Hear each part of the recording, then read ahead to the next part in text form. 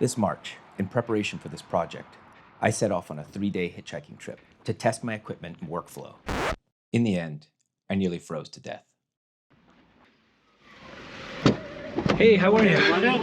Thank you. The plan was to travel west from Bisbee, Arizona, 10 miles north of the border with Mexico, through Nogales, Arizona, to Babacavari Peak in the Tohono O'odham Nation Reservation in south central Arizona, where I would eat psilocybin chocolates before continuing another 50 miles north to Tucson to fly home.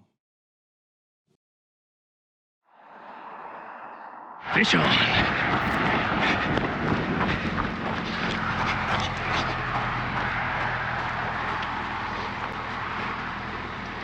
Hey, how's it going? Hey, man. Just threw my bag in the back.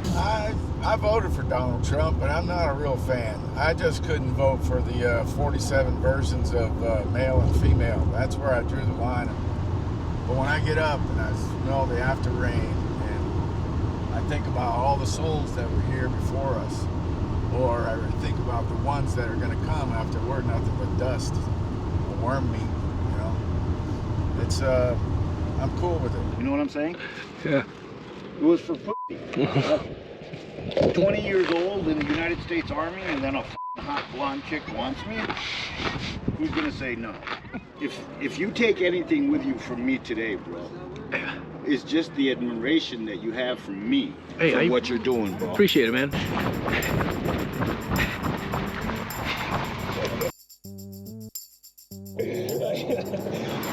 You want to know about Trump the way I feel? Yeah, I wouldn't mind. I think he's doing a very good job. It's often the moments that you most desperately need a ride that are the hardest to actually get a ride. Like right now, in the blazing hot sun.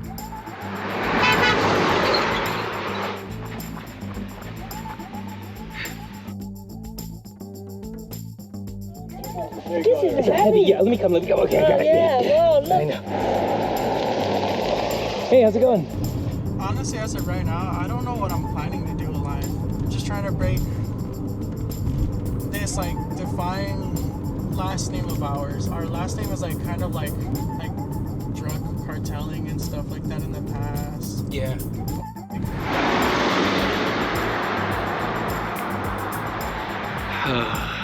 The world is kind of spiraling down as far as I can make out. Our nation certainly is.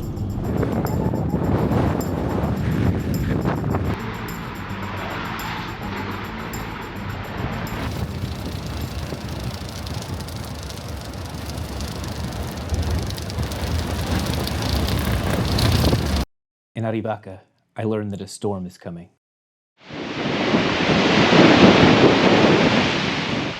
Heavy rain is now forecasted to fall, followed by below zero temperatures, which could be a disaster for me given the gear I brought. And there's nothing beyond Arivaca.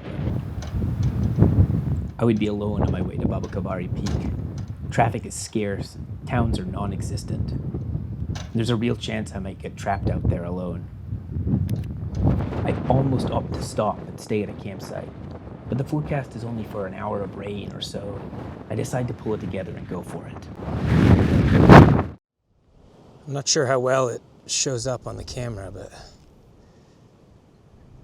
that in the distance there is Babacavari Peak. You can see the storm clouds starting to form around it. I'm walking. There's zero traffic here. I mean, it's just desert. Non-stop desert. Google Maps says it would take about 10 hours for someone to walk from here to there. So if you figure it's like 3 p.m. now, keep a good clip, I could get to the peak by around 1 a.m. or, the base area. The wind is really starting to grip and rip out here.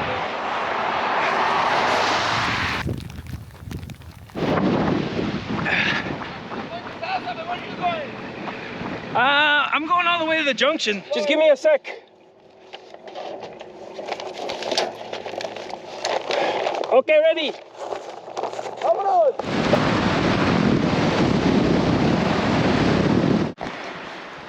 Oh, those fucking dudes just saved my life. Oh, yeah.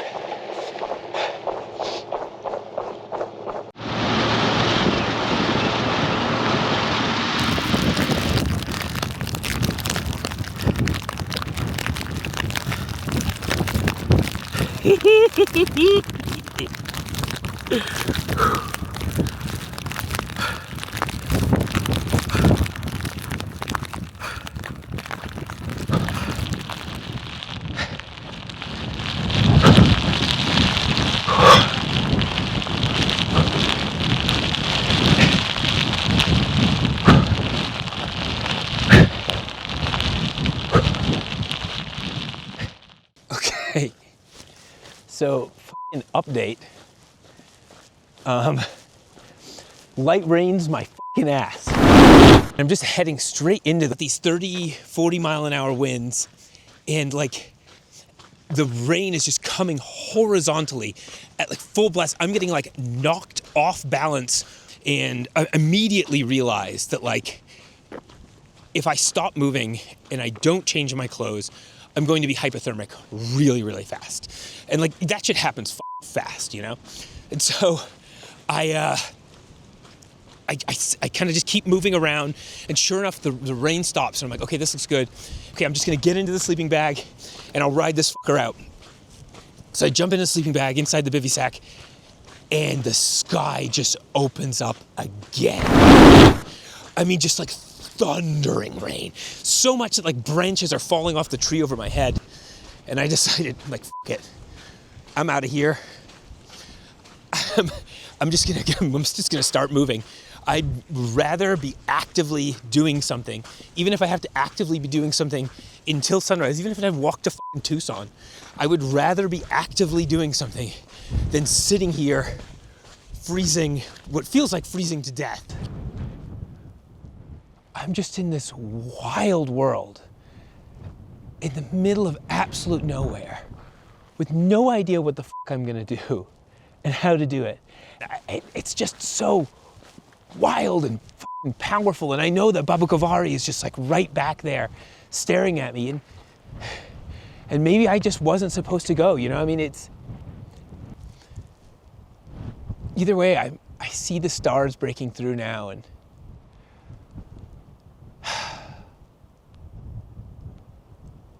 I'm fucking out here, and the world, it just fucking slapped me in the face. There's something so beautiful about it, and there's a text from my wife. She says she misses me and she can't wait to see me, and it just makes me so appreciative for what I have, and it just makes me so appreciative of where I am. Oh my God, I'm coming to the road.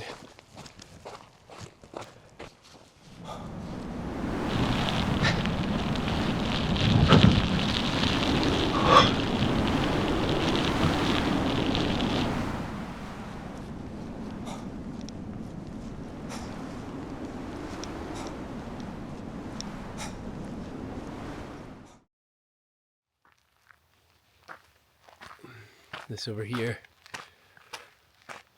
is where I made my night. A wildlife refuge information station that ended up being very much my refuge.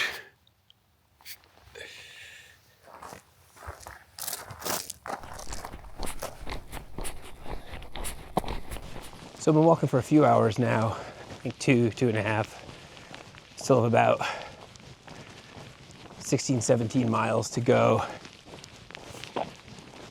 Roughly 4 cars have passed. I'll take your hands out. Thank you. Oh, How's it going, man? I got spent last night in that rain, but I'm good, yeah. Well, where are you coming from? The peak over there. What was you doing up there? I was gonna be doing some climbing. I hitchhiked over. First off, I didn't know there was zero traffic here, so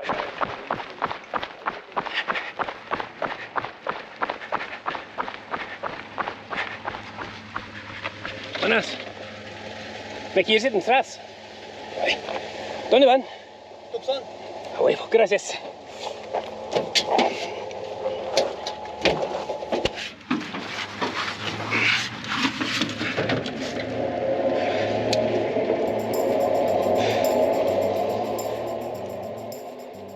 There's a quote by psychologist Dr. Keltner in his book, Awe, The New Science of Everyday Wonder and How It Can Transform Your Life, that goes, "It is tempting to think that greater wealth enables us to find more awe. In the fancy home, for example, or exclusive resorts, or high-end consumer goods. In fact, the opposite appears to be true, that wealth undermines everyday awe and our capacity to see the moral beauty in others, the wonders of nature, or the sublime in music or art. Our experience of awe does not depend on wealth. Everyday awe is a basic need."